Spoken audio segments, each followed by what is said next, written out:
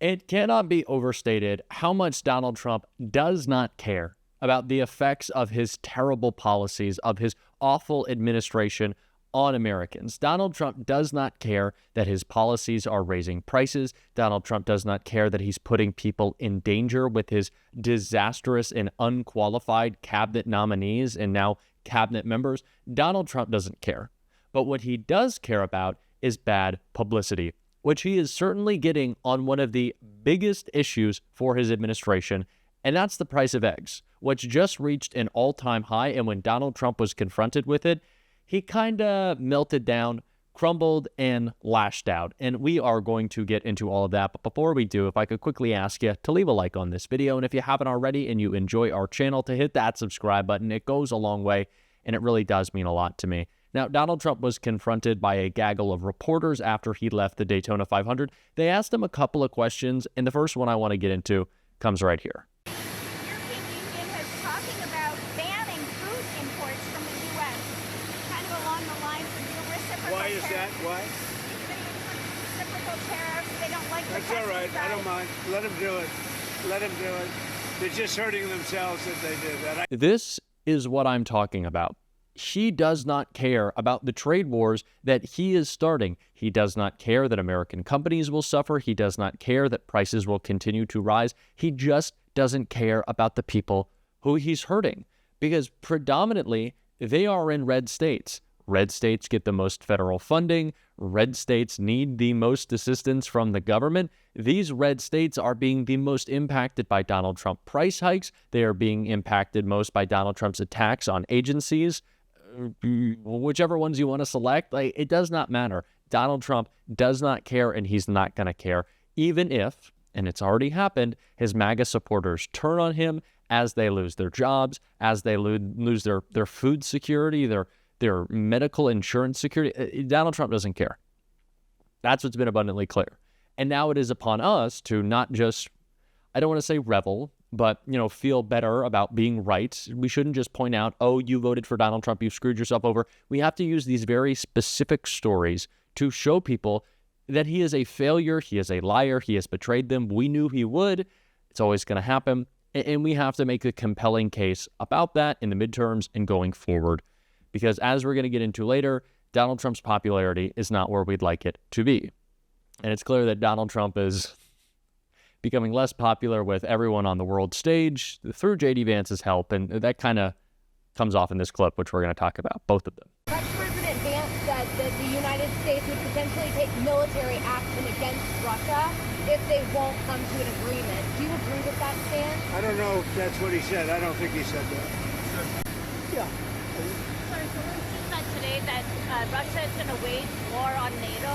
Do you agree with that? Do you have any concerns about? No, I don't agree. I don't agree. Not even a little bit.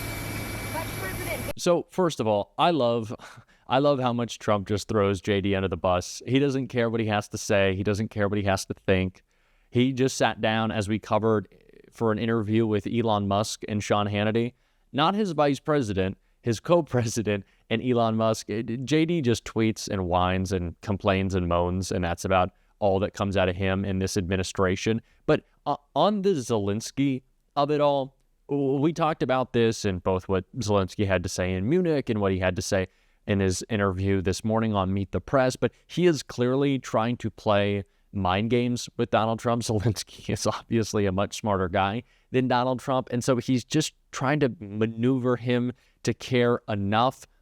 Of course, not because he has any humanity in him, but because he wants Donald Trump to think, and it is true, that he will come off as a weak person if he allows Putin to walk all over him, which is what he has historically done.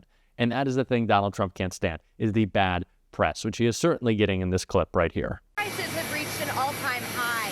What's your Which is what? Egg prices have reached an all-time Well, high. there's a flu. It was a long, before I ever got here, it was at an all-time. This didn't, remember, I've been here for 3 weeks. And when you saw the inflation numbers, I've been here for 3 weeks. I have had nothing to do with inflation. This was caused by Biden. I had 4 years of virtually no inflation. So I'm just taking over. But I'll tell you what, this country has made more progress in the last 3 weeks than it's made in the last 4 years. And we're respected again as a country. Thank you very much. Thank you. Egg prices hitting all-time highs. All-time highs. Wasn't that not going to happen? Wasn't the opposite going to happen? Where are my savings, Donald? You told me everything day one was going to be lower. Speaking of day one, you said before day one you were ending the war in Ukraine. Has that happened? Did I miss a memo? I feel like I followed this stuff pretty closely. I'm sure you do as well. Doesn't seem like it's happened. It seems like a lot of promises that were kept were promises about plastic straws in the Gulf of America. We're not calling it that. It's the Gulf of Mexico. And not anything that mattered. Renaming a body of water with a stupid name does not make eggs cheaper, obviously. And Trump is pretty afraid to confront that. Of course he's blaming Biden. Ridiculous. Donald Trump has installed one of the craziest conspiracy theorists in the country at HHS. And now that there is a virus breaking out, he doesn't seem to care, and he's blaming Joe Biden. Great. Thanks.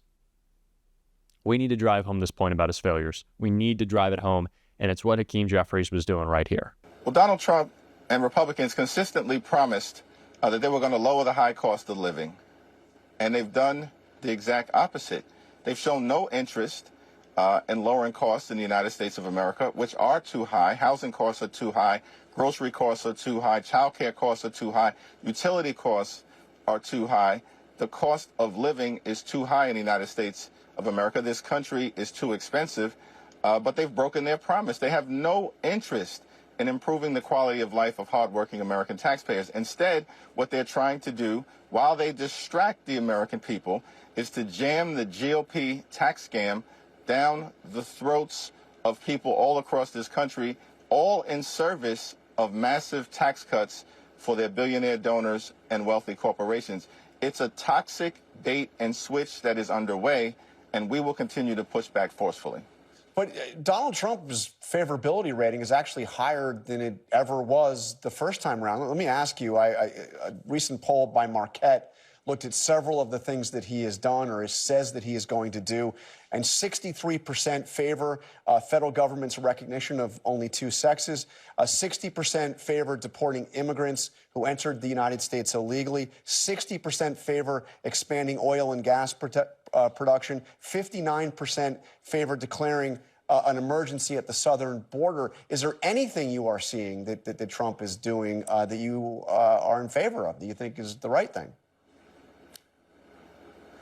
Let me say, as it relates to all of those issues, we're just at the beginning. And the core promise that Donald Trump made is that he's going to lower costs for everyday Americans. In fact, we were told that grocery prices would go down on day one, on January 20th. Costs aren't lower. In fact, costs are increasing. The price of eggs is skyrocketing out of control. Inflation is on the way up. That was the core promise that's been broken. With respect to immigration, listen, we have to secure the border.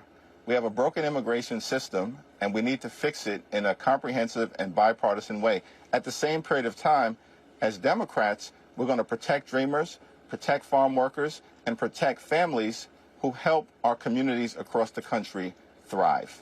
So I'm sure you saw Speaker of the House Johnson say the Democratic Party has no leader right now. You might expect it from him to say something like that. But your colleague, Don Beyer, big supporter of yours in the House, basically said the same thing. He said, we're still looking for that national spokesperson, and it could be that Hakeem, you, becomes that national voice. It hasn't happened yet. So are you effectively the leader of the Democratic Party nationally right now, the main spokesperson?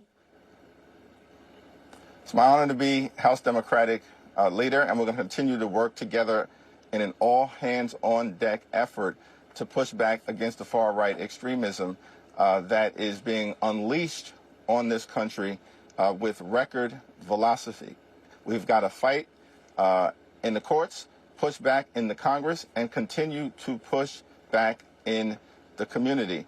And as House Democrats, we're doing just that, particularly as it relates to their efforts to not only jam these massive tax cuts down the throats of the American people for the wealthy, well-off, and well-connected, but they want to stick working-class Americans, middle-class Americans, and everyday Americans with the bill by effectively ending health care as we know it. hurting children, hurting women, hurting people with disabilities, hurting older Americans, hurting everyday Americans by slashing and burning Medicaid to the ground, effectively trying to jam up the Affordable Care Act, and they're going to target Social Security and Medicare. We're pushing back forcefully against those efforts every day, every week, every month, every year, and that will continue. Government funding runs out in less than a month now. We've seen over the past 2 years, Republicans cannot or have not been able to pass government funding without Democratic support. Some of your supporters on the outside are saying you should use as leverage the possibility of a government shutdown to push back at some of what the Trump administration is doing right now. What will you need from Mike Johnson and from the Republicans to agree to go along with efforts to fund the government? Republicans have consistently shut down the government in the past, and it would be no surprise if they do just that this time around. There's a Republican president, a Republican House, and a Republican Senate. They have a responsibility to make sure that government remains open and can function. As Democrats, with respect to any spending agreement, our view, our test, is whether that spending agreement meets the needs of the American people in terms of their health, their safety, our national security, and certainly the economic well-being of everyday Americans. Rosa DeLauro is the top Democrat on the Appropriations Committee. She's in off and on conversations with her Republican colleague in the House, as well as our Republican and Democratic colleagues in the Senate. We'll see how that unfolds over the next few weeks, but we are going to make sure that any agreement that is ultimately signed off on has to be one that meets the needs of the American people, and it has to be implemented fully in compliance with the law. We need to take these individual stories and apply them more broadly to the message about the failures of the Trump administration that we've already seen. That is how we succeed. That is how we win. We make it very specific, and we make it very clear on how he has failed and how he is hurting you. And I also think it's important to note he does not care at all, and is never going to. The only thing that can make him care is a little bit of public pressure. But again, that's only to satisfy his ego.